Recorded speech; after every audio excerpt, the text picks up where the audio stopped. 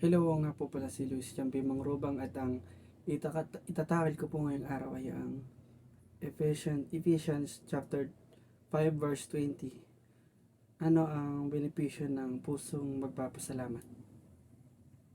Pagkatang araw sa ating lahat, sa ating devotion ngayon ay ating pag-aaralan ng isang talata mula sa aklat ng Efeso, Kabanata 5, talata 20. Ang talatang ito ay nagpapaudyok sa atin na magpasalamat sa lahat ng pagkakataon sa ating pag-aaral ngayon, sa ating tatalakayin ang kahalagahan ng pagpapasalamat at kung paano natin ito may papakita sa ating pang-araw-araw na buhay.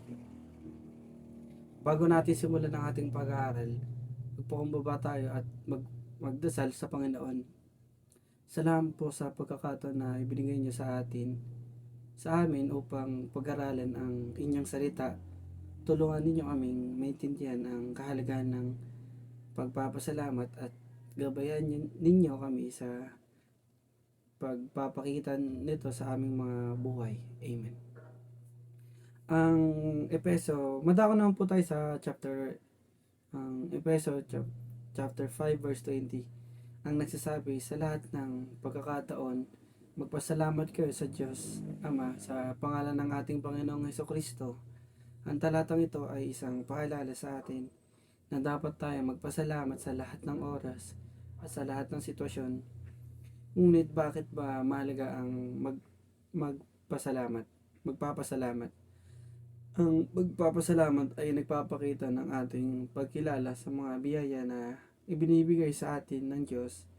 Ito ay isang paraan ng pagpapahayag ng ating pasasalamat sa Kanya sa ating pang-araw-araw na buhay. Madalas tayong abalahin ng mga problema at mga hamon, ngunit sa kabila ng mga ito, dapat nating matutunan na magpasalamat pa rin. Paano nga ba natin may papakita ang ating pagpapasalamat? Una, maaari nating ipahayag ang ating pagpapasalamat sa pamamagitan ng panalangin. Sa ating mga panalangin, maaari nating pasalamatan ang Diyos sa lahat ng Kanyang ginagawa sa ating buhay. Pangalawa, maaari rin nating ipahayag ang ating pagpapasalamat sa pamamagitan ng pagtulong sa iba o pagtulong nga sa iba. Sa pamamagitan ng pagbibigay at pagmamahal sa kapwa, pinapakita natin ang ating pasasalamat sa biyaya ng ating natatanggap. Ang aplikasyon nito sa ating buhay ay ang pagiging mapagpasalamat sa lahat ng biyaya at pagpapala na binibigay sa atin ng Diyos. Dapat nating ipakita na ang ating pagpapasalamat sa pamamagitan ng panalangin, pagpuri at pagkilala sa mga mabubuting bagay na ginawa ng Diyos sa ating buhay. Sa pamamagitan ng pagiging mapagpasalamat, tayo ay nagpapakumbaba at nagpapakita ng pagmamahal at paggalang sa Diyos.